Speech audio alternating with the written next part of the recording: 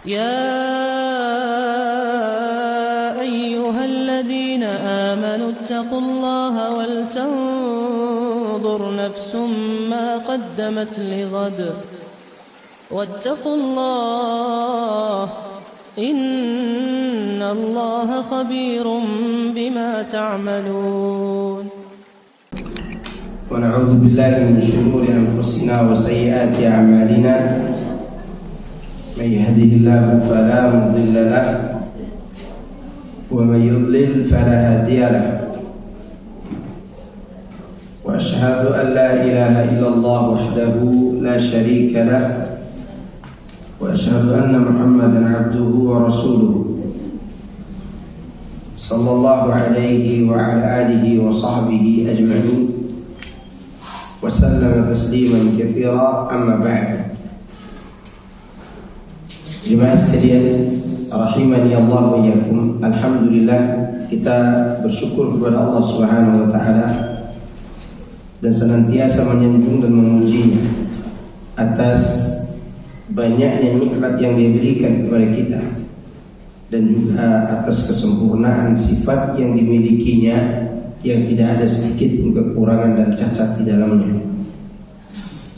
Kemudian kita memohon kepada Allah semoga Allah memberi kita ilmu yang bermanfaat dan berikan taufik kepada kita agar kita bisa mengamalkannya.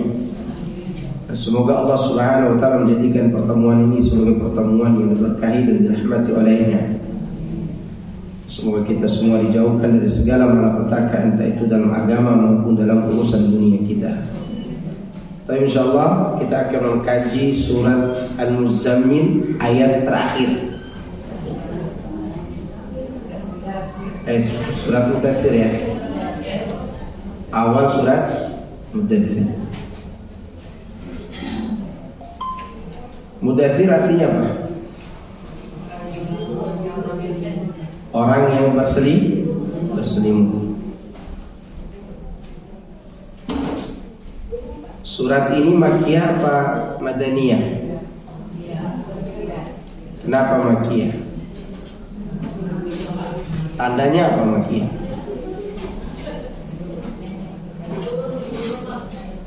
Karena ayat-ayat inilah Nabi diangkat sebagai Rasul. Jadi kalau ada yang bertanya Nabi itu diangkat sebagai Nabi dengan surat apa? Bukan, surat Iqra kan Nabi. Muhammad itu diangkat sebagai Nabi dengan surat apa? Iqra. Diangkat sebagai Rasul dengan surat Mudaththir ini. Faham? Jadi ini surat yang Allah turunkan untuk mengangkat beliau sebagai seorang Rasul. Ya, maka surat ini disebut dengan surat Makkiyah. Surat yang diturunkan sebelum berhijrah. Baik, saya bacakan dulu ya.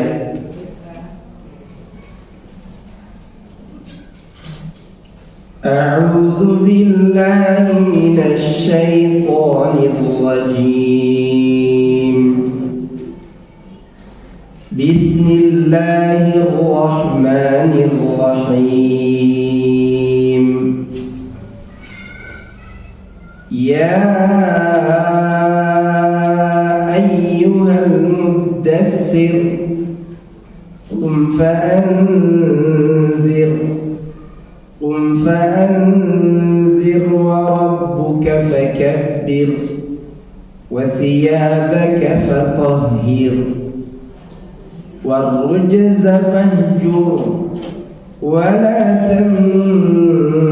tastakthir wa lirabbika fasbir fa idza nuqira fin naqur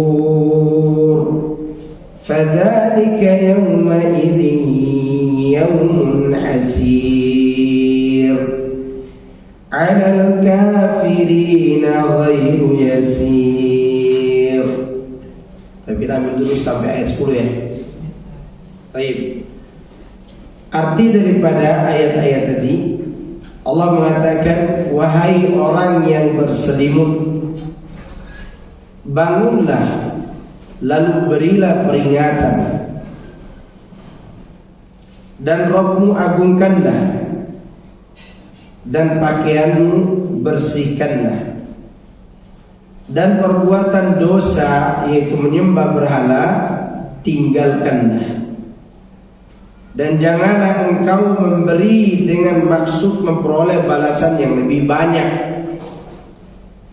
dan untuk memenuhi perintah Rabbmu bersabarlah.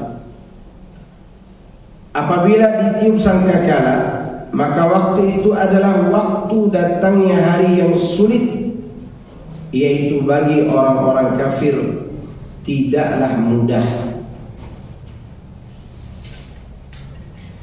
Ayat-ayat pertama yang turun setelah Iqra, yaitu ayat-ayat surat Mudaththir.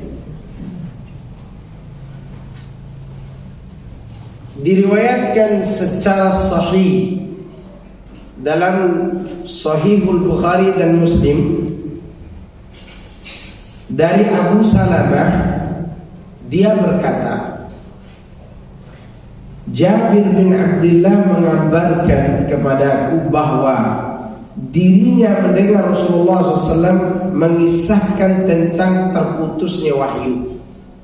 Maksud terputusnya wahyu di sini, setelah beliau menerima surat Iqra, beliau SAW tidak lagi mendapatkan wahyu beberapa saat, beberapa hari. Ya, maka beliau SAW pun menjelaskan kejadian itu dan bercerita.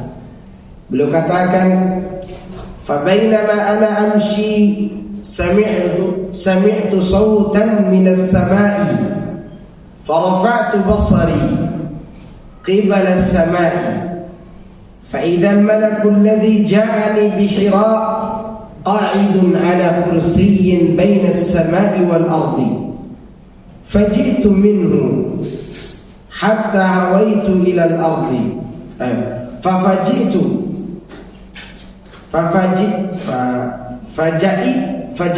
منه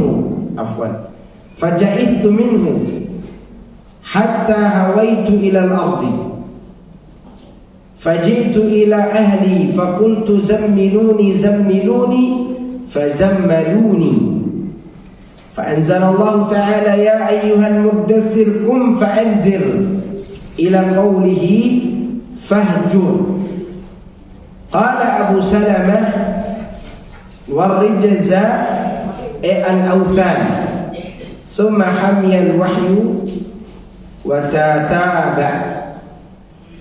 Ketika sedang berjalan, tiba-tiba aku mendengar suara dari langit, maka aku pun mengalihkan pandanganku ke atas langit. Ternyata malaikat yang telah mendatangiku di Gua Hira sedang duduk di atas kursi yang mengambang di antara langit dan bumi. Saya terkejut dengannya hingga saya terduduk ke tanah. Saya pun kembali ke rumah dan mengatakan kepada keluargaku, selimutilah aku. Maka mereka pun menyelimutiku. Maka Allah pun menurunkan ayat, Ya ayyuhal mudaththir, wahai orang yang berselimut, bangkitlah, berilah peringatan. Sampai pada ayat yang berbunyi warujza fahjur, dan berhala tinggalkanlah. Abu Salamah berkata, lafaz ar-rijza, perbuatan dosa, yang dimaksud adalah penyembahan terhadap berhala. Kemudian wahyu itu berdatangan satu persatu. Ini adalah lafaz Imam Bukhari.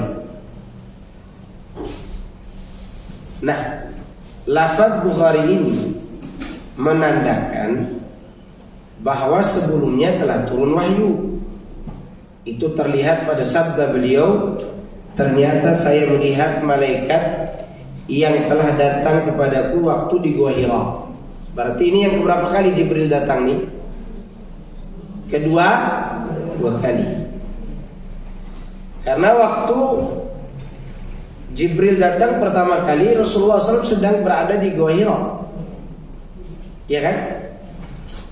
Ketika Jibril menyuruh dia baca, Nabi SAW mengatakan apa? Aku tidak bisa membaca. Kejadiannya di mana itu? Di Gua Hira. Ya, kejadiannya di Gua Hira. Di saat itu Rasulullah SAW pulang ke istrinya, ya kan? Nah, beliau ceritakan itu kepada Khadijah. Kejadian turunnya wahyu di Gua Hira itu membuat Nabi SAW gelisah ketika wahyu tersebut terputus dalam beberapa hari, sehingga beliau pun pulang ke rumahnya setelah melihat Jibril di atas langit untuk kedua kalinya. Maka beliau katakan, selimutilah aku tadi. Kemudian Jibril datang mendekatinya dan membawa wahyu yang berbunyi, ya ayyuhal mudaththir. Gitu. Malaikat Jibril mendatangi Nabi SAW untuk kedua kalinya setelah sebelumnya telah datang di Gua Hira. Ayatnya sudah kita bahas dalam surat Al-Alaq. Ya. Imam Ahmad meriwayatkan dari Abu Salamah bin Abdurrahman, ia berkata, Jabir bin Abdullah mengabarkan kepadaku bahwa dirinya telah mendengar Rasulullah SAW bersabda, Summa fatara al-wahyu anni fatratan fabainama ana amshi sami'tu sautan minas sama'i farafa'tu basari qibala as-sama'i فإذا الملك الذي جاءني قائد على كرسي بين السماء والأرض فجئثت منه فرقا حتى هويت إلى الأرض فجئت أهلي فقلت لهم زملوني زملوني فزملوني فأنزل الله يا أيها المدثر. Nah, lafaz ini juga sama dengan lafaz sebelumnya. Maknanya sama ini, yaitu Rasulullah SAW melihat Jibril yang duduk di atas kursi yang mengambang antara langit dan bumi. Jibril itu sebesar apa? Dia memiliki berapa sayap? 600 sayap.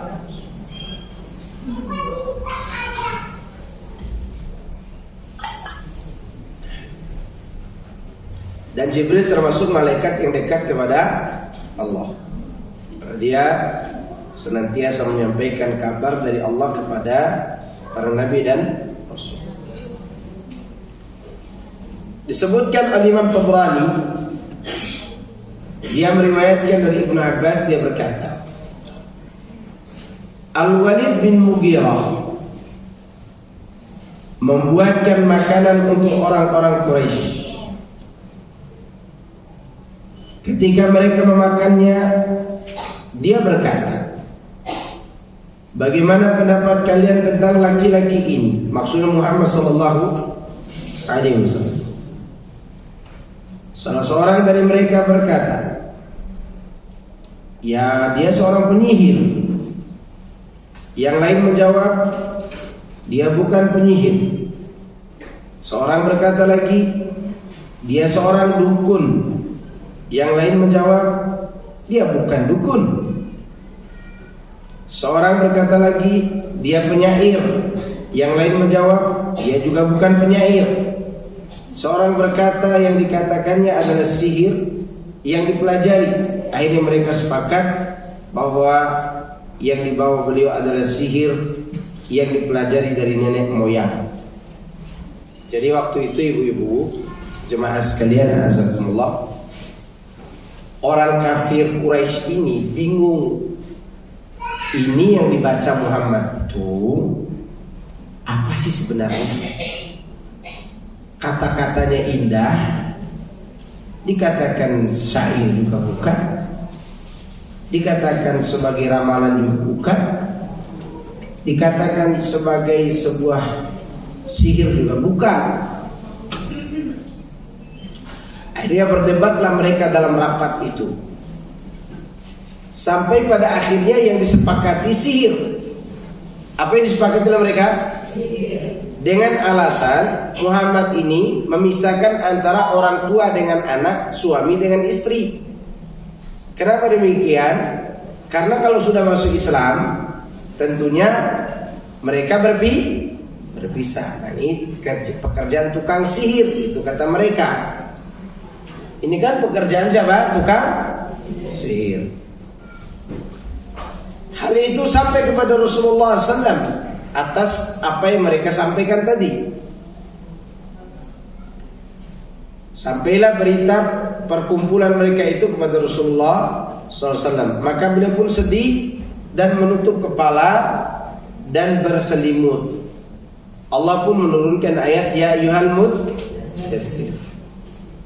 Maksudnya Nabi SAW itu tidak pernah dimusuhi oleh siapapun kecuali setelah beliau diangkat sebagai Nabi dan Rasul. Ibu-ibu, Nabi Muhammad itu tidak pernah bohong. Nabi Muhammad itu tidak pernah mencuri. Nabi Muhammad itu akhlaknya baik luar biasa. Maka semua orang mencintai beliau. Kok gara-gara menerima wahyu ini beliau dimusuh? Ada apa? Nah, itu menunjukkan bahwa ada sebuah tugas yang bila ditegakkan oleh seorang pasti banyak musuhnya. Walaupun orang itu dicintai oleh orang banyak, tapi orang-orang yang dicintainya bisa saja beralih memusuhi dia. Apa tugas tersebut? Yaitu memberi peringatan. Kalau hanya sekedar mengajak ibu-ibu, itu tidak seberapa ujiannya. Mengajak nih, ayo sholat yuk, ya kan? Ayo pakai jilbab yuk, oke? Tapi kalau ada ibu-ibu sudah berpenyakit main TikTok, Bu, jangan main TikTok ya. So alim nanti gitu kan. Jadi kalimat jangan ini jarang orang mau menerima. Paham gak ya sampai sini? Kalimat jangan ini sulit. Kalau sekedar mengajak tidak begitu sulit. Walaupun ada kesulitannya tapi tidak begitu sulit. Kan cuma mengajak, ya kan? Contoh nih masalah makan. Bu, Pak, kita makan roti. Oh yuk, makan, ya mau makan dia. Tapi bapaknya lagi main judi. Pak, jangan main judi ya. Sok tahu ente. Kalimat jangan ini adalah kalimat yang sangat sulit diterima oleh orang banyak. Atau mengingatkan orang untuk berhenti dari perbuatan salah yang selama ini telah mendarah daging. Itulah yang tidak diterima oleh orang Quraisy. Kenapa Nabi SAW dimusuhi? Kalimatnya kum fa'andir, bangkit beri peringatan. Jadi tugas Nabi yang pertama kali itu apa? Memberi peringatan atau mengajak? Memberi peringatan. Ibaratnya hati manusia itu seperti tanah yang sudah lama kosong dari biji-bijian yang bermanfaat, lalu ditumbuhi hama. Ditumbuhi apa? Hama, penyakit, apa aja di tanah itu. Sebelum kita menanam sesuatu di tanah tersebut, apa yang kita harus lakukan? Dibersihkan. Dan membersihkannya inilah yang sulit. Akarnya harus dicabut, ya kan? Bekas cabutnya itu harus dibakar, bekas bakarnya itu harus disingkirkan, ya enggak? Sulit apa mudah? Kalau cuma sekedar menanam, ambil biji ditabur saja selesai. Tapi apakah bijinya itu akan tumbuh dengan sempurna dengan adanya hama? Tidak. Maka demikianlah tugas yang mulia ini. Maka Nabi SAW ketika mendengar mereka membicarakan beliau dan ucapan mereka itu menyakitkan, beliau memilih untuk menyendiri. Sedih beliau karena belum pernah dimusuhi sebelumnya. Ya. Belum pernah dianggap bohong sebelumnya. Tapi begitu ada tugas ini, subhanallah, beliau dikatakan penyair, penyihir, orang gila, tukang tenun dan seterusnya. Ya. Turunlah ayat yang membuat beliau tetap semangat untuk berdakwah. Ayat tersebut berbunyi, ya ayyuhal muddatsir, wahai orang yang berselimut, bangkitlah lalu berilah peringatan. Kalimat ini, kalimat bangkitlah dan berilah peringatan, yakni sing-singkan lengan baju dan berikanlah peringatan kepada manusia. Dengan ayat ini beliau diangkat sebagai seorang rasul. Sedangkan dengan Iqra beliau diangkat sebagai seorang nabi. Waktu diangkat sebagai nabi udah ada musuh kan? Belum. Kan belum memberi peringatan. Ya kan? Begitu dia diangkat sebagai rasul, harus ada peringatan yang disampaikan. Maka oleh karena itu beliau pun mulai dimusuhi. Kemudian kalimat wa rabbaka fakabbir, dan Rabbmu agungkanlah, yakni junjunglah, besarkanlah Allah itu.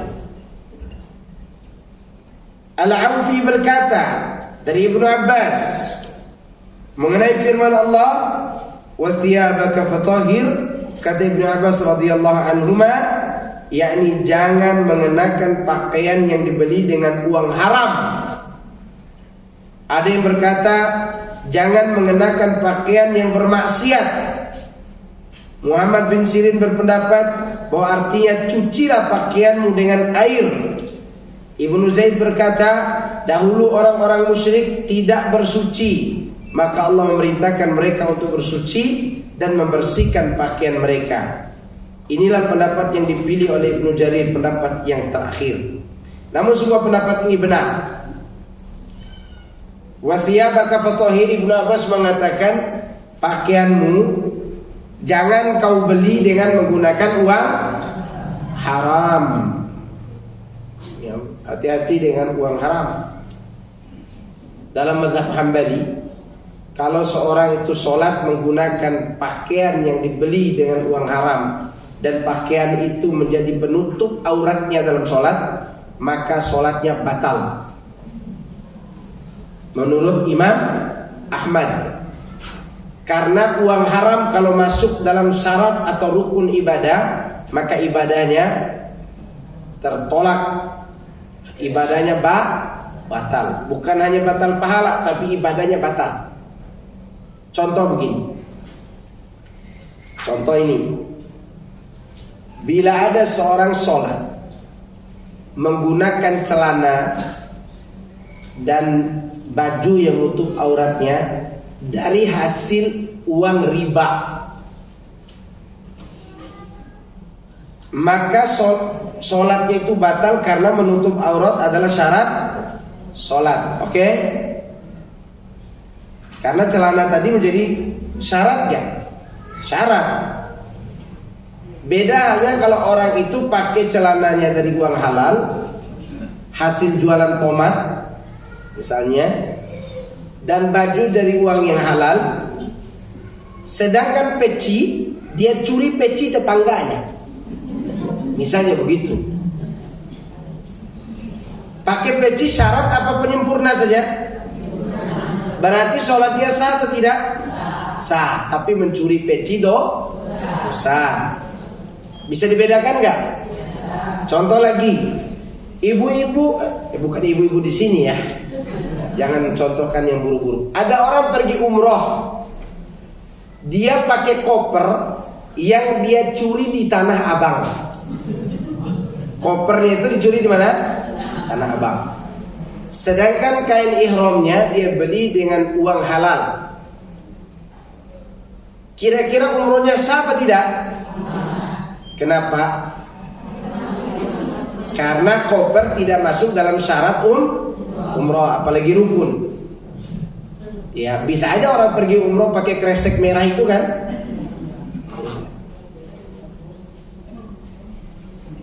Bagaimana kalau sekiranya kain ihramnya hasil dari judi online? Lalu dia pakai untuk beli kain ihram, beli ini itu, karena dia pergi umroh dari hasil judi online. Kebetulan nasib dia pada saat itu menangnya 100 juta, dan dia bernadar sebelumnya, kalau saya menang 100 juta judi online ini saya akan pergi umroh. Bayangkan dia bermaksiat. Berangkatlah dia umroh, belikan ihram pakai uang itu.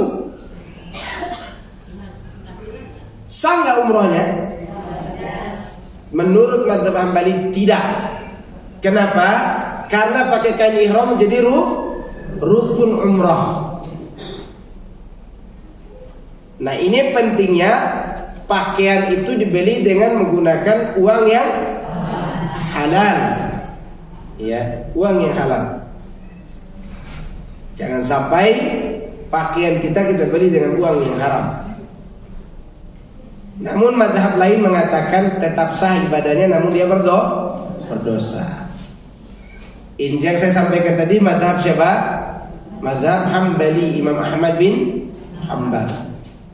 Masih sampai sekarang ulama-ulama yang berafiliasi kepada mazhab Hambali, mereka menganggap tidak sah ibadah orang yang menggunakan pakaian hasil dari yang haram untuk menutup aurat dalam ibadah tersebut, atau menjadi syarat sahnya ibadah. Kalau dia tidak tahu, ya cari tahu. Ya, semoga Allah menerima ibadahnya dan dosanya diampuni. Kan itu kan baru satu madhab, satu pendapat. Baik, kita lanjut ya. Itu makna daripada wa thiyabaka fatahhir. Ada juga yang memaknai cucilah bajumu, ya. Atau ada juga yang mengatakan jangan mengenakan pakaian untuk bermaksiat. Ini arti yang kedua, ini pakaiannya bersih, pakaiannya halal, tapi dipakai untuk menebar pesona di bar-bar untuk mendapatkan wanita-wanita. Kan ada orang kayak gitu, beli dasi, beli jas, beli mobil, pergi ke kantor. Dia mau pulang ke rumah nih, tapi dia udah feeling nih, paling pulang ke rumah diomeli istri lagi. Daripada begitu, pergilah dia ke bar-bar, carilah wanita di sana, tebar pesona dengan pakaian itu. Nah, pakaian yang suci dan bersih ini digunakan untuk bermaksiat. Ini termasuk larangan dalam ayat ini.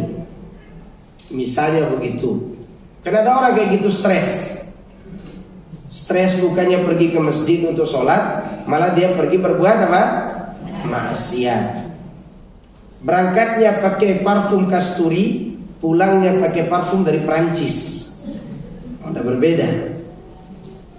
Ini menunjukkan bahwa tidak boleh menggunakan pakaian yang halal untuk berbuat maksiat.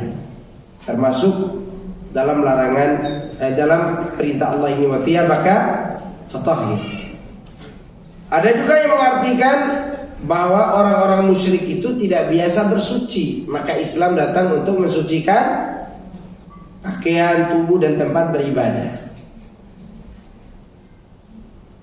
Disebutkan oleh Sa'id bin Jubair, masih berkaitan dengan ayat wa thiyabaka fatahhir, yakni sucikanlah hatimu dan niatmu. Ini lebih dalam lagi nih. Yang dimaksud dalam mensucikan hati. Hasan Basri mengatakan perbaikilah apa? Akhlakmu, budi pekertimu. Ya.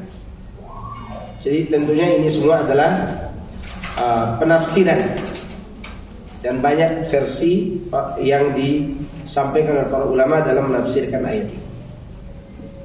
Kemudian warujza fahjur, dan perbuatan dosa yang dimaksud adalah menyembah berhala, tinggalkanlah, jauhilah. Ya. Ini menunjukkan bahwa ar-rujza dimaknakan dengan apa? Berhala. Sebagaimana ditafsirkan oleh Ibnu Abbas radhiyallahu anhuma. perbuatan dosa yakni penyembahan terhadap berhala, maka tinggalkanlah. Demikian juga pendapat dari Imam Mujahid, Ikrimah, Qatadah, Zuhri, Ibnu Zaid bin Aslam rahimahumullah jami' bahwa yang dimaksud dengan warujaz fahjur adalah penyembahan terhadap berhala. Ya. Apa yang bisa kita ambil pelajaran dari sini, Bu? Bahwa larangan keras berbuat syirik itu memang sudah dari awal Nabi diutus. Makanya kita sering melarang orang jangan bertawasul dengan kuburan, jangan meminta di tempat-tempat dianggap keramat, jangan menyembelih hewan kurban di mata air, apalagi bersedekah laut, apalagi sampai menyembelih hewan untuk dilemparkan ke laut karena berkeyakinan adanya ratu pantai selatan. Iya enggak?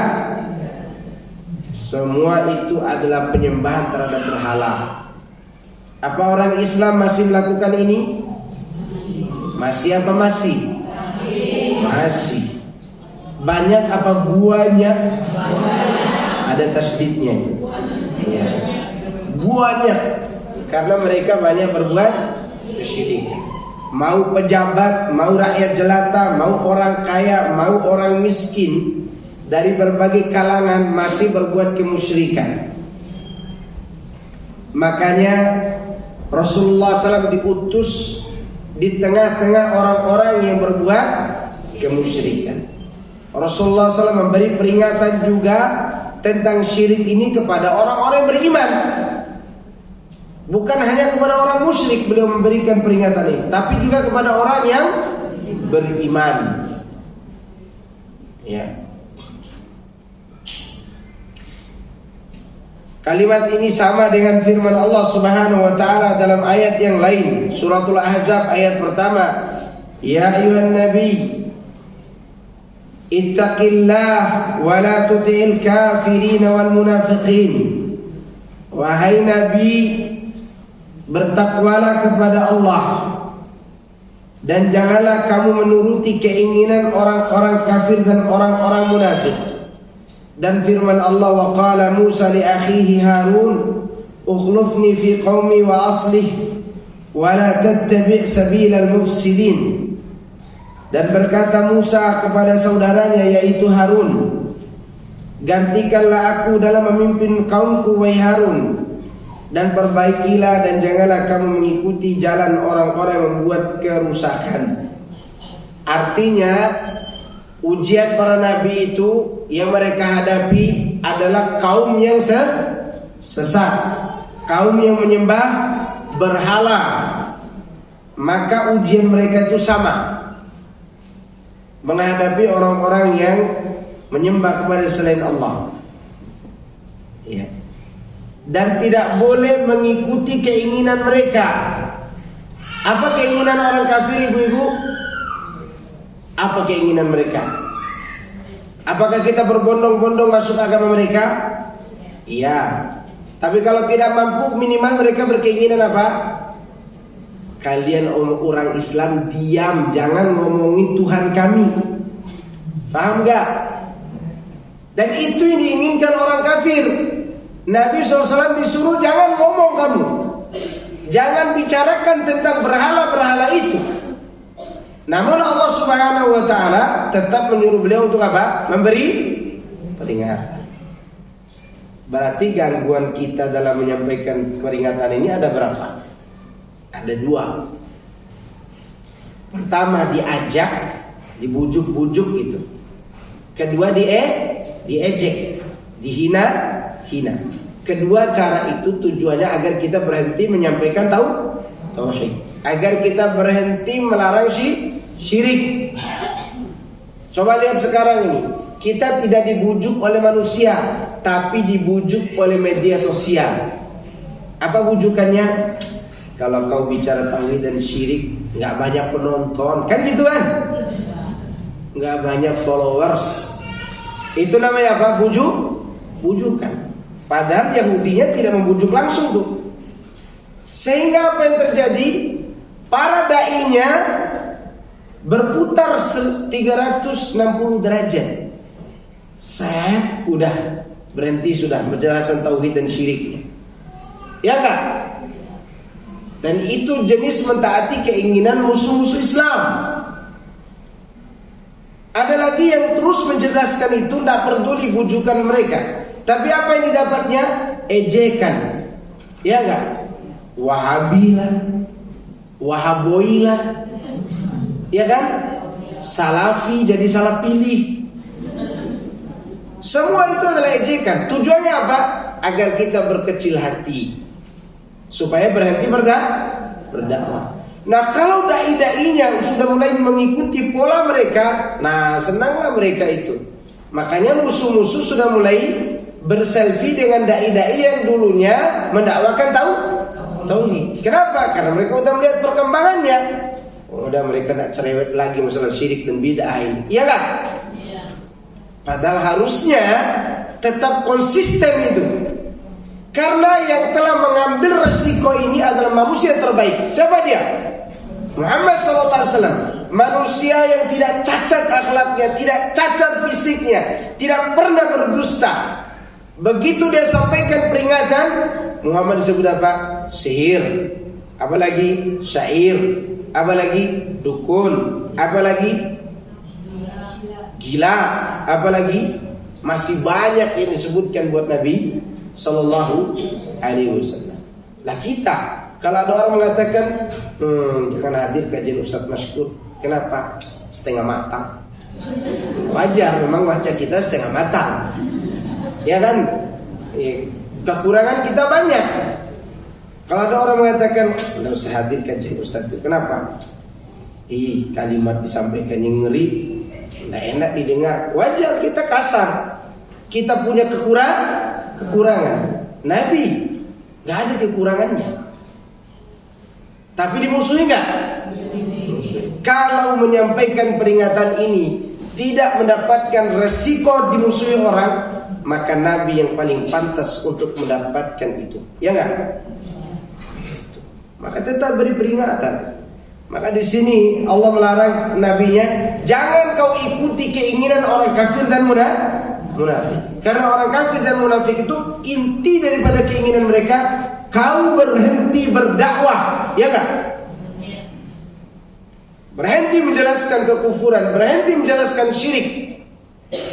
Dan itulah yang dicita-citakan orang kafir. Makanya mereka berkali-kali datang kan kepada Abu Thalib, ya enggak?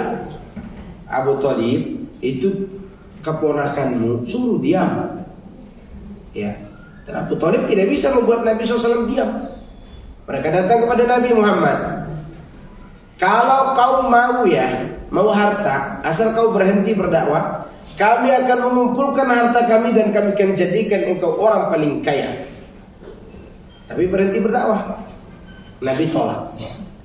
Kalau kau ingin wanita cantik, kami akan pilihkan wanita-wanita cantik untukmu. Kau berhenti berdakwah. Nabi tidak mau. Kalau kau ingin jadi raja atau menjadi sayyid, maka kami akan angkat engkau sebagai tokoh kami. Nabi tidak mau. Semua pujukan itu ditolak.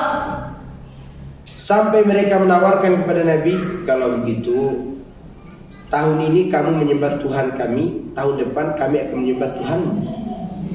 Nabi menolak. Terus maunya apa ini orang?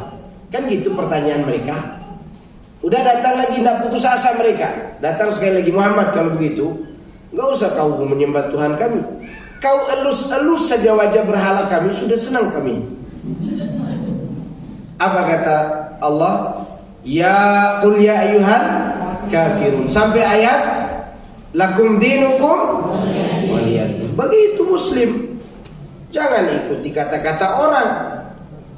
Ya, karena dibujuk berhenti berdakwah. Ya, dan berhenti berdakwah itu bukan berhenti bicara, tapi berhenti menjelaskan yang benar. Karena memang fitnah kita hari ini yang membujuk kita ini followers. Kan saling kejar-kejaran followers dan subscribe. Apa namanya itu? Subscriber mungkin namanya. Semua itu adalah bujukan. Bahkan saya pernah didatangi oleh seorang mantan apa itu? produser. Ya, dia produser. Dia mengatakan kalau dakwah kayak gini Pak Ustadz terlambat untuk dapatkan pengikut. Dalam hati saya bilang, emang saya gila pengikut? Iya, ngurus pengikut di rumah aja repot. Lagi pengikut di media sosial. Mau diikuti terserah, mau tidak diikuti juga terserah. Tapi jangan sampai mengikuti keinginan orang kafir. Ya. Sampai ada yang mengatakan, kok Ustaz tidak ngomong tentang masalah apa gitu, masalah rumah tangga gitu. Saya tetap bicara tapi tidak sebanyak porsi bicara tentang apa? Tentang tauhid ini. Karena ini adalah merupakan bagian tugas para nabi dan rasul. Siapa tahu dengan dosa kita yang banyak Allah ampuni kita lewat sini. Kan ada yang tahu. Ketika Allah benci perbuatan kita terhadap pandangan mata kita yang ya begitulah ibu-ibu. Sulit untuk dibicarakan di tahun-tahun hari-hari ini. Menghindari sesuatu yang menghilangkan pahala, ketemu paha, kan dosa itu. Lalu kita berhenti lagi berdakwah, tambah dosa lagi kita. Ini menunjukkan bahwa semua perbuatan dosa kita ini mudah-mudahan Allah berhentikan kita dari perbuatan itu dengan cara menyampaikan hak Allah ini. Itu yang kita inginkan. Siapa dunia ini yang tidak berbuat salah? Tapi jangan juga ditambah kesalahan itu karena mengikuti followers. Pak Ustadz tidak bisa ngomongin masalah keluarga mungkin, oke lah, terserah mau dinilai apapun. Ya. Tapi kalau berbicara tentang itu ada ahlinya masing-masing. Biarkan mereka yang berbicara. Kita berbicara tentang apa? Tauhid dan sunnah ini, karena itu lebih penting, lebih menyelamatkan orang banyak dari kekekalan dari api neraka. Minimal kita keluarkan orang dari api neraka dengan syafaat orang lain atas izin Allah Subhanahu wa taala. Karena ini tugas para rasul. Baik, ini mengenai tugas para nabi dan rasul dan juga tugas Muhammad sallallahu alaihi wasallam di awal beliau menerima wahyu. Selanjutnya Allah katakan, "Wala tamnun tastakthir." Dan janganlah kamu memberi dengan maksud memperoleh balasan yang lebih banyak. Nah, ini namanya modus. Apa namanya? Modus. Pergi ke teman yang kaya bawa singkong supaya dikasih uang banyak, ya kan? Padahal saudara kita itu kalau beli singkong di pasar 5.000 dan dapat setengah kresek. Ya kita bawa sekresek supaya dapat apa? Pinjaman uang 1 juta misalnya. Namanya modus. Jangan bermodus. Ini akhlak buruk. Ada yang menafsirkan seperti ini. Ibnu Abbas berkata, janganlah kamu memberikan sesuatu dengan mengharap balasan yang lebih banyak dari orang itu. Khusayf berkata dari Mujahid tentang firman Allah, wala tamnun tastakthir. Dan janganlah kamu memberi dengan maksud memperoleh balasan yang lebih banyak. yakni jangan lemah untuk memperbanyak kebaikan. Ada yang mengatakan jangan lemah untuk memperbanyak apa? Kebaikan. Dia berkata tamnun dalam bahasa Arab berarti lemah. Jadi ada yang mengartikan wala tamnun tastakthir. Jangan kamu lemah dalam memperbanyak kebaikan. Berarti di sini ada dua makna. Makna pertama, jangan kamu memberi, karena tamnun itu diambil dari kata minnah. Ya. Dari situ nama Allah disebut Al-Mannan. Apa Al-Mannan? Maha pemberi. Ya. Kepada manusia Allah melarang jangan kamu memberi dengan harapan orang membalas lebih banyak. Itu makna pertama. Dan ini makna yang sering kita baca dalam terjemahan kita. Makna kedua wala tamnun artinya jangan kau lemah, karena tamnun juga diartikan dengan apa? Lemah. Jangan kau lemah dalam memperbanyak kebaikan. Gitu. Dan dua-duanya dapat diterima. Meskipun penafsiran Ibnu Abbas lebih dikedepankan, yaitu jangan kau berakhlak buruk, membuat modus bahwa memberi orang sedikit supaya orang itu memberi lebih banyak. Tapi kalau ceritanya bukan dengan niat, orang memberi kita lebih banyak tidak masalah juga. Bisa kita datang ke rumah teman kita niat memang bawa hadiah. Kita bawakan dia, nih anak punya seekor kambing nih buat ente. Anak dengar anak ente suka kambing. Mana kambing itu? Di ruang. Kambing, 1 ekor kambing. Iya, kambing jantan. Pulangnya si temannya mengatakan, wih anak saya senang tuh lihat kambing kecil kan. Saya mau kasih hadiah juga buat ente deh. Apa? Saya beri ente mobil. Mobil apa? Mobil BMW. Ini dikasih lah. Kok mana mobilnya? Mana kunci? Tidak ada. Ini mobil mainan buat anak ente di rumah. Nah, kalau ente bawakan mainan buat anak saya, ini mau mainan buat anak kamu. Karena anak kamu kan suka main kambing. Nah siapa tahu dia suka main mobil-mobilan gitu kan. Nah masalah, terima aja. Kan bukan itu niatnya tadi. Tapi kalau kita berangkat untuk meniatkan itu, maka itu yang terlarang. Kaitannya dengan apa di sini? Dengan niat. Hati-hati dengan niat itu. Ini namanya modus. Kemudian wali rabbika fasbir. Dan untuk memenuhi perintah Rabbmu bersabarlah. yakni jadikanlah kesabaranmu atas gangguan mereka, diniatkan karena wajah Rabbmu. Demikianlah pendapat Mujahid. Ibu, sabar itu apa? Menahan diri dari amarah. Maka pangkal kesabaran itu adalah menahan nafsu. Tulis, pangkal kesabaran apa? Menahan nafsu. Maka orang-orang yang tidak sabar itu orang-orang yang tidak bisa menahan nafsunya. Jadi nafsu, orang memahami nafsu itu hanya untuk berzina. Bukan, nafsu itu pada segala keadaan. Lihat sesuatu yang tidak disenangi dan masih bisa ditahan, maka tahanlah, sabarlah. Lihat caci maki, dengar caci maki orang, tahan. Tapi sakit Pak Ustaz. Ya memang sabar itu begitu. Kalau tidak sakit, tidak panas di dada, itu namanya ridho. Kalau sudah ridho, di atas itu sampai mengatakan, alhamdulillah saya dicaci maki sama Ibu Tini, misalnya gitu kan. Kenapa bilang alhamdulillah? Saya banyak dosa, mudah-mudahan dia menerima dosa saya nanti di hari kiamat. Namanya apa? Syukur. Tapi kalau masih panas, itu namanya sabar.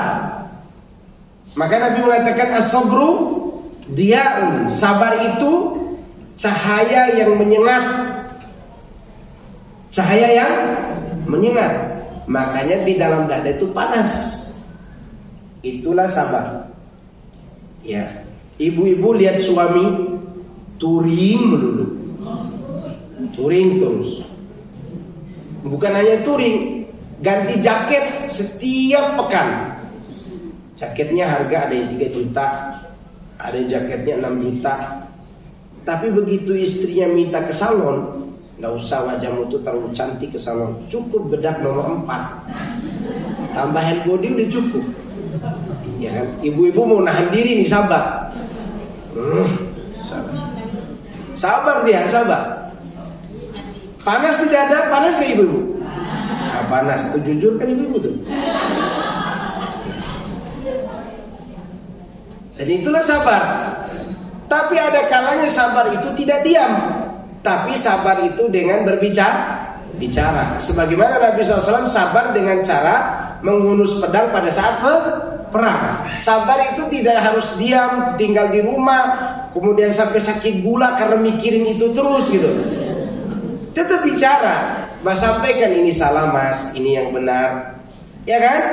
Tapi dengan nada yang sewajarnya. Ya. Tapi kalau dengan cara yang kasar pula, maka ini tidak akan menghasilkan buah yang baik.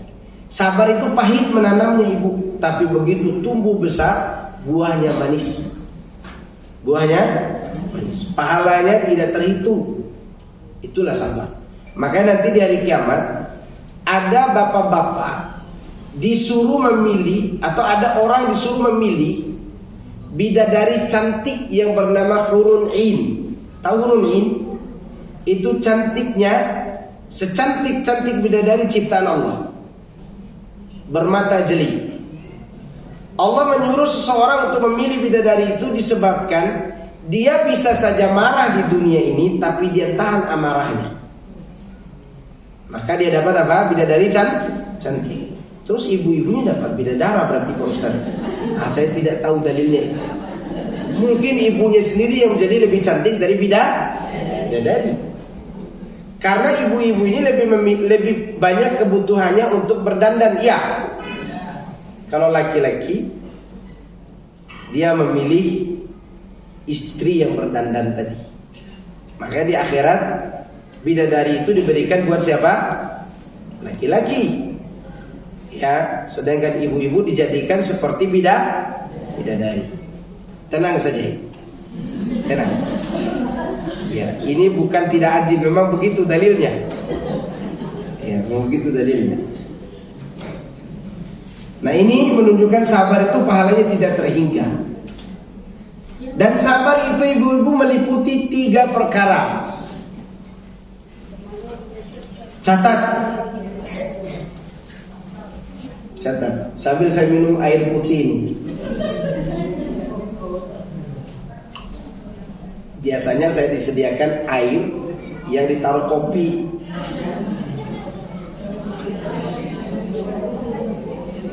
Baik, sabar itu meliputi berapa perkara? 3. Pertama, sabar di dalam menjalankan ketaatan. Emang datang ngaji terus setiap Rabu itu tidak sulit di hati? Sulit. Ya, ngaji nggak ya? Kan begitu.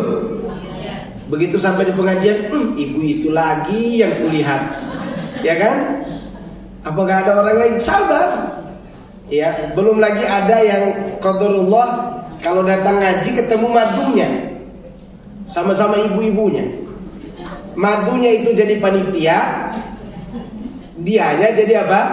Jadi peserta. Tetap datang sabar. Ya sabar. Karena di majelis ilmu bukan ring tinju. Datang sabar. Kan kesabaran dalam mentaati Allah itu luar biasa. Laki-laki setiap subuh harus bangun ke masjid. Sabar pergi ke masjid. Pergi berjihad, sabar dalam berjihad. Pergi cari nafkah, sabar cari nafkah. Ibu-ibu di rumah sabar menunggu suami, sabar, taat kepada suami. Jadi sabar itu yang pertama dalam ketaatan. Taat kepada Allah. Gimana supaya kita tetap sabar dalam ketaatan? Kata Ibnu Qayyim, minta tolong terus kepada Allah. Jadi dalam beribadah kita butuh apa? Pertolongan agar kita sabar.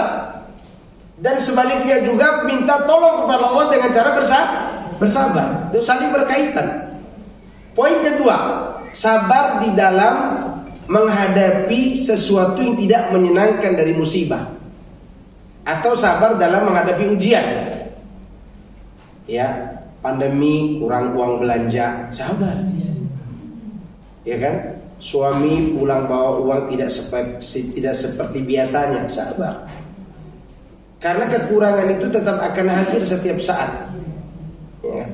Dan sabar dalam menghadapi sesuatu yang tidak menyenangkan ini, kalau betul-betul jujur kita bersabar, maka insya Allah Allah berikan hadiah yang banyak. Mau saya ceritakan sedikit contoh? Oke, contoh. Saya sih tidak menganggap ini musibah, tetapi kan bagi sebagian individu ini suatu ujian, suatu yang tidak disukai. Contohnya ini ujian individu ya. Anas, tahu Anas? Bapaknya Imam Malik. Imam Malik itu kan bapaknya namanya siapa? Anas. Bapaknya ini ganteng, hidungnya mancung, putih, kemerah-merahan. Qadarullah, ketika gurunya menawarkan, mau gak nikah sama anak saya? Kata dia mau. Tapi belum sempat dia nazar, nikah langsung di tempat. Selesai kajian langsung nikah dengan anak gurunya. Begitu anaknya diantar, yaitu ibunya Imam Malik, ternyata istrinya tidak cantik. Ya, tidak bisa kita terjemahkan tidak cantik itu apa. Pokoknya tidak cantik, tidak sesuai dengan yang diharapkan. Berarti ini menyenangkan atau tidak menyenangkan? Oke. Tapi dia sabar. Karena yang tidak cantik ini mempunyai kelebihan. Apa kelebihannya? Bisa menafsirkan ayat-ayat Al-Quran. Karena sabarnya dengan kekurangan istrinya, apa yang dia dapat? Dia dapat anak yang memegang sejarah dalam dunia Islam. Siapa namanya? Imam Malik bin Anas. Itu hasil dari kesabaran siapa? Ayah dan orang tuanya. Ternyata ibunya Imam Malik, seorang yang selain alim, dia juga bisa memilih mana guru yang pas buat anaknya.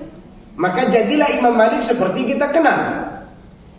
Itu hasil dari sabar terhadap sesuatu yang dianggap kurang.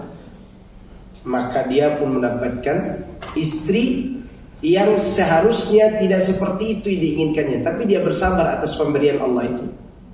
Ya, sampai-sampai ada yang mengatakan, sudahlah ada kekurangan dari sisi itu, dia juga pencemburu yang agak berlebih cemburunya. Kan suaminya ganteng, kalau keluar dilirik orang. Iya. Ya, tetap sabar ibunya, bapaknya Imam Malik sabar.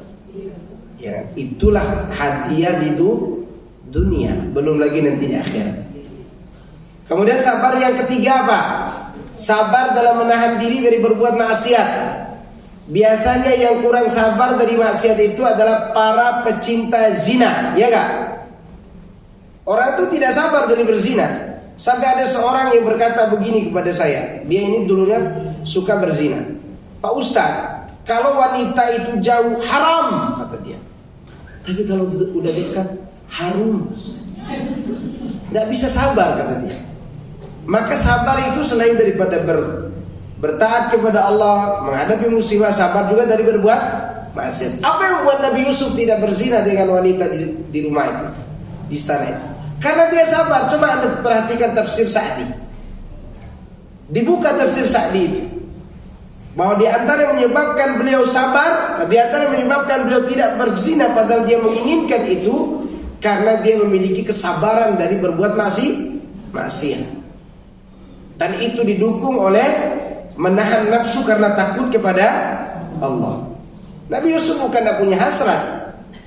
Nabi Yusuf itu laki-laki normal, bukan impoten apalagi bencong, bukan. Dia laki-laki yang normal, laki-laki yang suka kepada wanita sebagaimana umumnya laki-laki, tapi dia bersabar dari yang dia inginkan tetapi dia tidak lakukan. Inilah makna sabar. Makanya sabar itu disebutkan oleh Ibnu Qayyim rahimahullah, kalau diibaratkan seperti tubuh manusia iman itu, maka iman itu adalah tubuh, tangan, kaki dan seterusnya. Sedangkan sabar adalah kepalanya.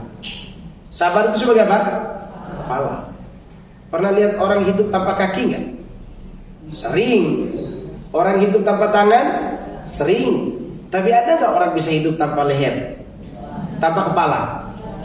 Kalau ada orang jalan tanpa kepala, lari semua kita, hantu. Ya kan? Itu menunjukkan bahwa sabar itu menjadi apa? Menjadi kepalanya iman. Maka orang meninggalkan akidah, meninggalkan pengajian, meninggalkan sunnah karena tidak sabar. Sampai kapan sabar Pak Ustaz? Sampai mati. Sampai kita menghadap kepada Allah Azza wa Jalla. Ini mengenai makna sabar tadi. Kemudian ayat selanjutnya dari surat Mudatsir, peringatan terhadap hari kiamat. Berarti peringatan tentang kiamat itu sudah beliau lakukan sejak awal dakwah. Bukan baru-baru dia menyampaikan tentang hari kiamat, tapi memang sejak awal.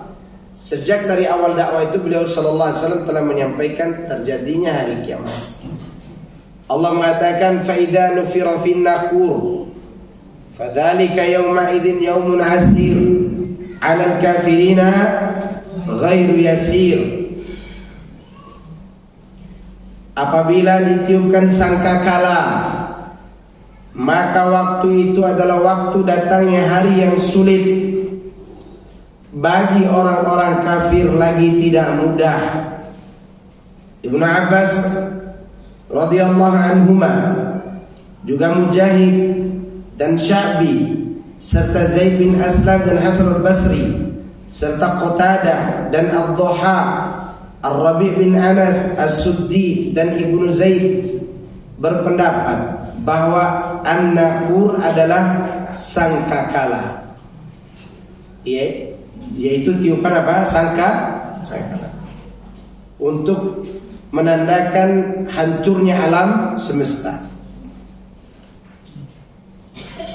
Mujahid berkata, bentuknya seperti tanduk. Ibnu Abi Hatim berkata, Abu Sa'id Al-Ashyaj menyampaikan kepada kami, Asbat bin Muhammad menyampaikan kepada kami dari Mutarrif, dari Atiyah Al-Aufi, dari Ibnu Abbas. Dia mengatakan tentang firman Allah, fa idza nukira fin nakur, bahwa Rasulullah SAW telah bersabda mensifati nakur itu apa. Kata Nabi SAW, kaifa an'amu wa sahibul qarni qad iltaqama al-qarna wa hana jabhatahu yantadhiru mata yu'maru fayanfuhu. Bagaimana aku bisa tenang, bagaimana aku bisa menikmati makanan-makanan ini sementara peniupan sangkakala telah sementara peniup, maksud malaikat peniup sangkakala telah mengulum sangkakala, naruhnya di mulutnya, dan telah menundukkan keningnya menunggu perintah peniupan. Sekarang sangkakala itu di mana? Di mulutnya malaikat Israfil. Para sahabatnya bertanya, jadi apakah yang baginda perintahkan kepada kami? Beliau SAW mengatakan, qulu hasbunallah wa ni'mal wakil, 'ala Allahi tawakkalna. Katakanlah, cukuplah Allah pelindung kami, hanya kepadanya kami bertawakal. Demikianlah Imam Ahmad meriwayatkan dari Asbat. Jadi sangkakala itu sudah siap untuk ditiupkan. Kita bersiap-siap untuk menghadapi hari itu, hari kiamat. Ya. Dan malaikat itu tidak akan meniup sampai diperintahkan oleh Allah. Ya. Tapi ibu-ibu jangan membayangkan, gimana kalau malaikat itu bersinnya? Nggak bisa. Nggak ada malaikat penyakitan seperti kita. Nggak ada. Batuk juga tidak pernah terdengar malaikat itu pernah batuk. Gimana kalau malaikat juga berpenyakitan seperti kita? Ada yang batuk, ada yang pilek, ada yang demam, begitu. Ada juga yang ngambek misalnya. Bayangkan kalau Israfil ngambek, udah gara-gara ini main dosa-dosanya kutiukan saja sangkakala ini. Nggak ada malaikat ngambek, itu nggak ada. Malaikat itu tunggu perintah siapa? Perintah Allah Azza wa Jalla. Dan disitulah ketaatan malaikat yang tidak bisa lagi kita pungkiri dan ingkari. Ada malaikat yang dia tugasnya sujud saja, ada yang rukuk saja, ada yang mondar-mandir langit ke bumi untuk menyampaikan berita tentang para penuntut ilmu. Ada nggak? Ada. Ada yang turun mencatat setiap hari Jumat. Ada malaikat yang sedang bersiap-siap meniupkan sangkakala. Siapa dia? Israfil. Ya, Israfil. Karena tiupan itu adalah tiupan yang akan menghancurkan alam semesta. Makanya disebutkan oleh Allah, fadzalika yaumun asir. Maka waktu itu adalah waktu datangnya hari yang sulit, yakni berat. Makanya disebutkan dalam ayat yang lain, fa idza nuqira fi fa idza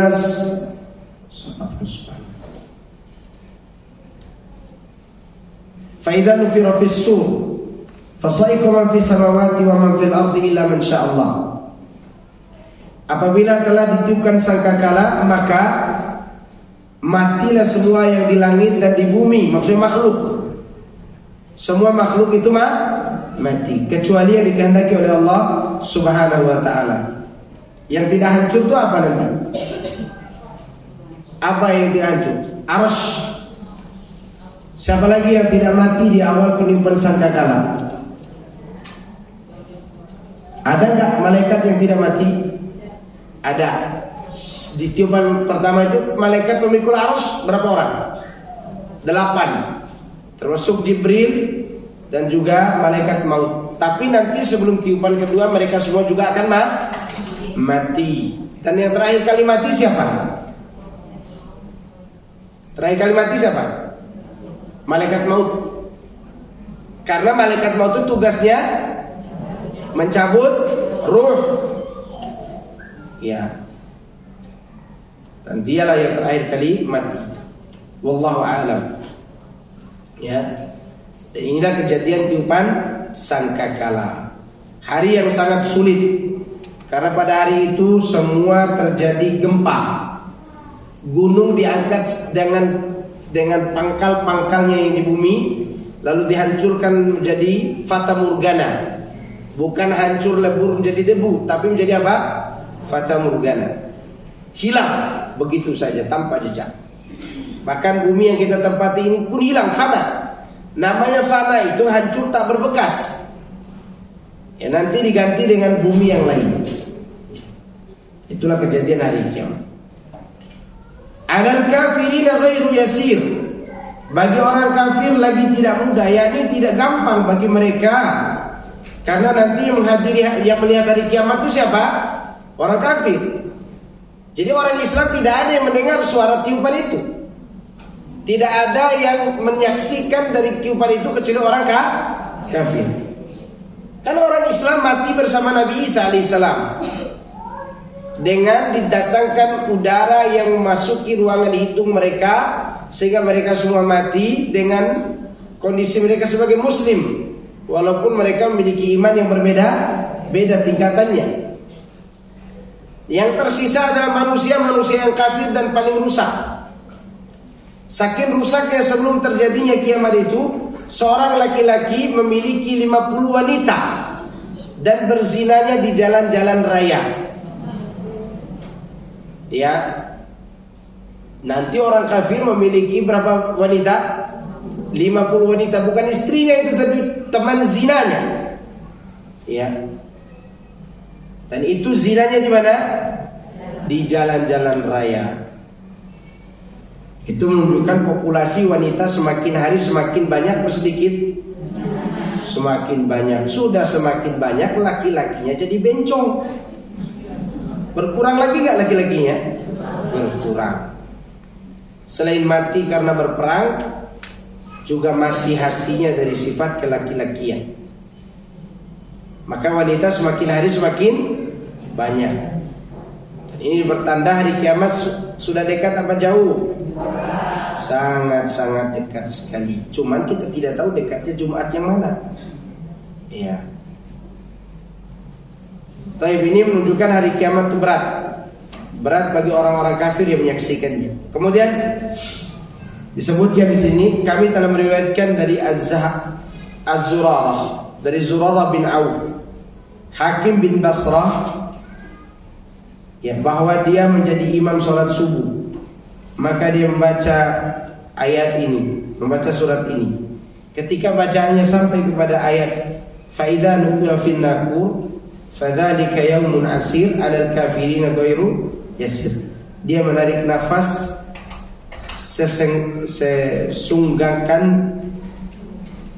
dan dia jatuh meninggal dunia. Imamnya jatuh meninggal dunia. Saking apa? Saking beratnya keadaan itu dia bayangkan. Ya. Nah inilah orang-orang yang beriman tentang hari kiamat, bahwa kejadian itu sangat-sangat sulit. Dan hari yang dimaksud oleh Allah di sini adalah hari kiamat hancurnya alam semesta. Mulai dari hancurnya alam itu sampai nanti mereka masuk ke dalam neraka. Tapi saya kira itu materi kita di siang hari ini, karena waktu menunjukkan jam berapa nih? 10:30. Ada pertanyaan nggak? Woi, banyak pertanyaan.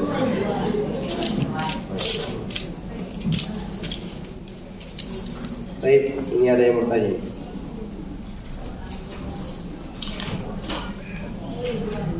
Bismillah Ustaz.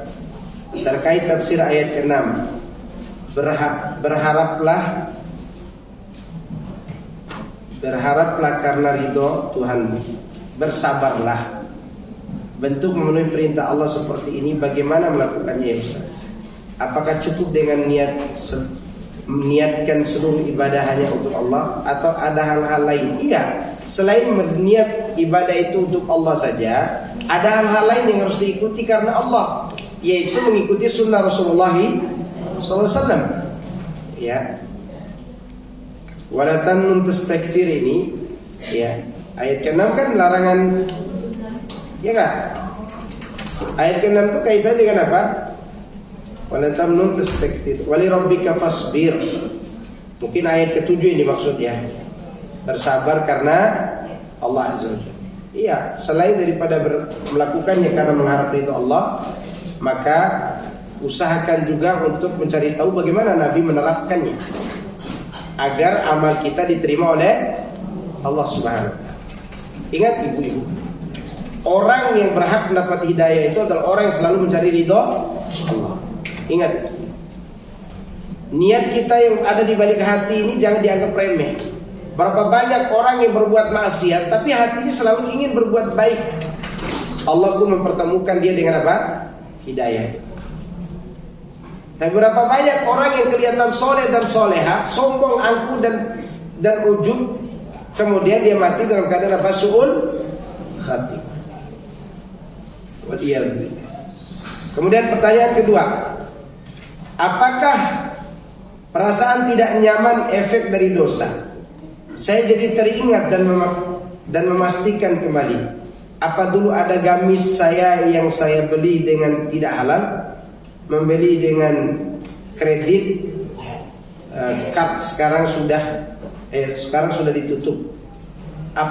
Apabila benar, bagaimana membersihkannya Ustaz? Apakah baju dan gamis dan khimar ini harus saya kasihkan? Jika ibu sudah memiliki penggantinya, boleh dihadiahkan kepada orang. Tapi bila ibu butuh, pakailah dan bertobat kepada Allah. Jika uang itu uang hasil riba misalnya, maka pakaian, dan ibu sudah memiliki harta yang lebih, maka belilah dengan harta yang halal itu. Lalu nanti gamisnya, misalnya ibu dapatkan dengan cara riba, hadiahkan kepada orang. Tapi kalau itu ibu beli kredit, maksud kredit di sini ibu membayar bukan dengan ibu yang memakan bunga, maka ibu cukup bertobat saja kepada Allah. Beda hanya begini, saya mengambil uang riba untuk saya pakai beli pakaian, dengan saya membeli pakaian tapi saya kredit riba. Beda nggak? Yang memberi bunga siapa? Kan saya. Beda dengan orang yang memakan bunga. Walaupun dosanya sama, tapi kita berbicara tentang yang kita miliki ini. Rumah yang ibu beli dengan cara kredit, yang karena tidak tahu apakah rumah itu tidak boleh dipakai. Boleh. Tapi selama ini ketika ibu kredit, ibu sendiri sebenarnya jadi korban tapi sekaligus berdosa. Beda halnya kalau rumah itu dibeli dengan cara hasil riba. Ya, maka rumah tersebut kalau ibu sudah punya uang banyak, bisa membeli penggantinya, solusinya sudah ada, ibu hadiahkan rumah itu, wakafkan di jalan Allah Subhanahu wa taala dengan cara niat bahwa itu wakaf dari orang yang tidak jelas.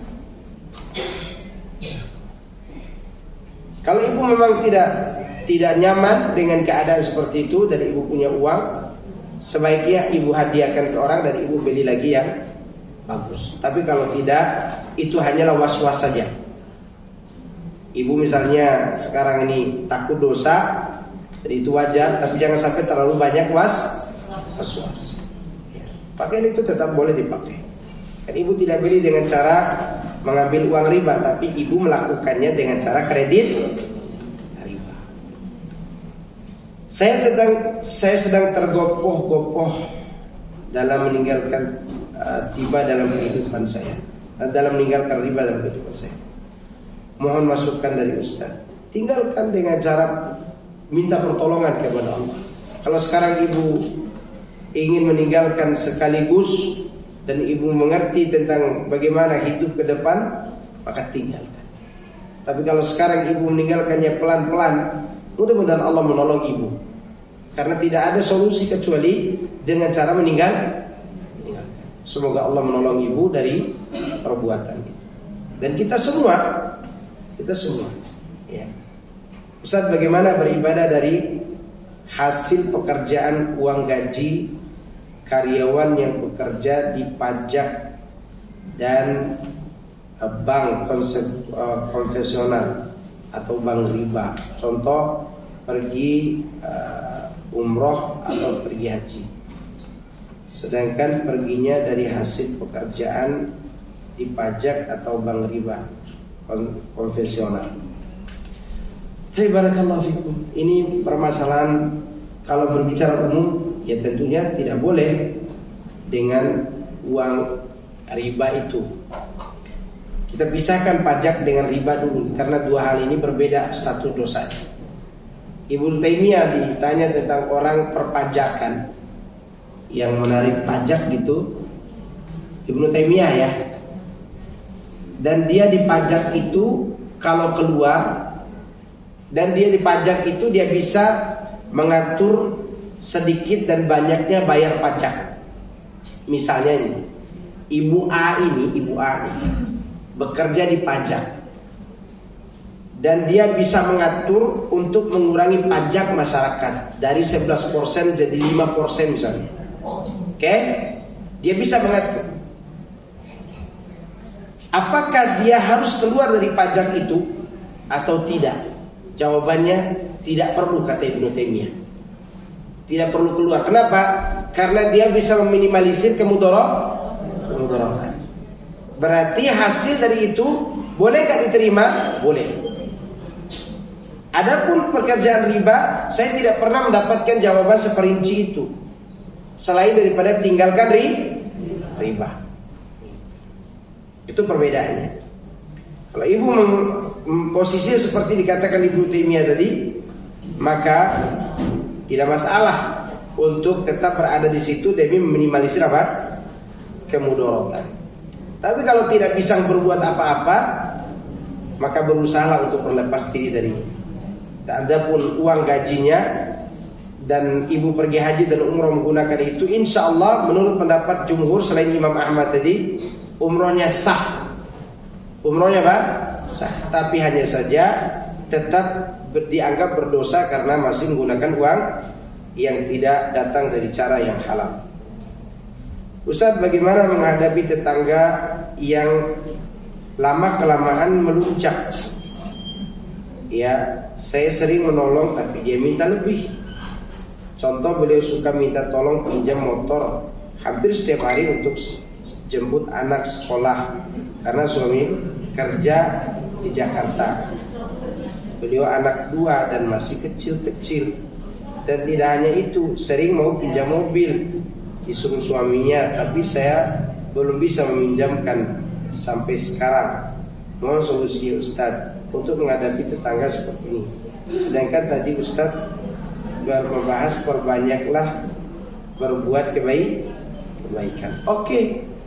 Kalau barang tersebut dipinjamkan dan ibu gelisah, jangan dipinjamkan.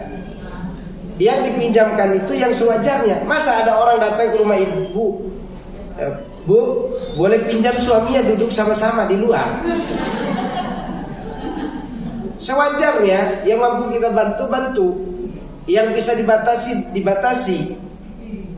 Ya, kalau dia minta pinjam mobil yang berharga yang ibu miliki, artinya mobil ini kalau dipakai sembarangan orang nggak tahu, maka yang seperti ini jangan dipinjamkan. Kalau motor Beat yang ibu miliki dan dia masih butuh dan ibu tidak berat memberikannya, maka berikanlah, tidak masalah. Tapi sewajarnya tentunya, Pak, sewajarnya. Ya, saya pernah kebablasan meminjamkan motor pada orang. Saya kasih dia pinjam motor, motor saya dijual di Sumbawa. Sama helm baru saya beli. Setiap hari dia pinjam, karena anak udah percaya, dijual pula sama dia. Mau saya pukul motor saya tidak kembali, iya kan? Dan itu yang dipertimbangkan nantinya. Dan udah 2 kali saya kasih pinjam motor itu. Ya begitu juga ceritanya. Iya. Ceritanya hampir sama kayak drama Korea Utara. Iya. Nah, ini tetap dilihat. Kalau dipinjamkan sekedar silakan. Kan masalahnya adalah bukan berarti di sini semua dikasih, bukan. Yang sewajarnya. Kan itu menunjukkan ibu gelisah nggak ini?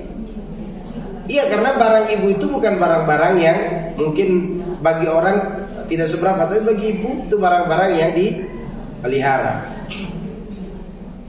Kalau sesekali dia istrinya mau lahiran, ini pinjam mobil silakan. Nah kalau setiap hari dipakai sama dia mobilnya.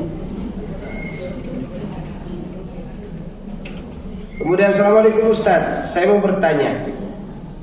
Saya kan pergi berproses dan hijrah. Bolehkah kita menjauhi teman kita atau saudara yang saya anggap dia tidak mengerti ilmu agama?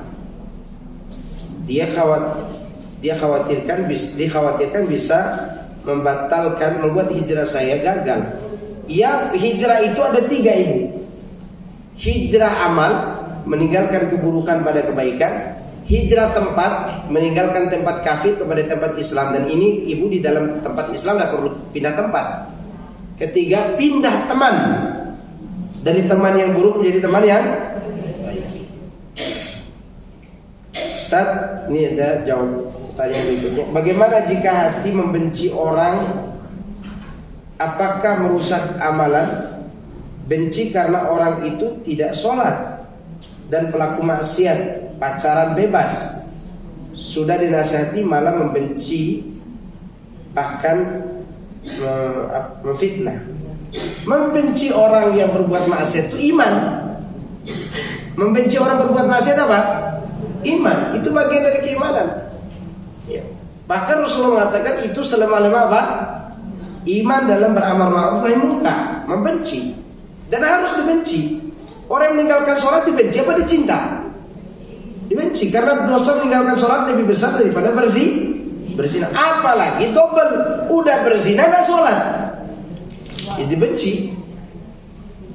Benci dalam artian benci karena Allah, bukan benci karena yang lain. Ya. Tapi saya kira cukup ya. Subhanakallahumma wa bihamdika. Masih ada? Masih ada pertanyaan? Sini. Subhanakallahumma wa bihamdika, asyhadu an la ilaha illa anta, astaghfiruka wa atubu ilaik. Assalamualaikum warahmatullahi wabarakatuh.